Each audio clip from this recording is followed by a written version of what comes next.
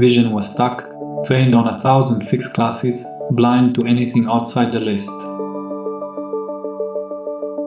So CLIP fixed that with 3 ideas: language supervision, web scale pairs, contrastive learning. 2 encoders, one for images, one for text, projecting into a shared embedding space. Matched pairs get pulled together. Every batch becomes a similarity matrix. Make the diagonal high, make everything else low. At inference, write a prompt, embed once, and pick the closest match.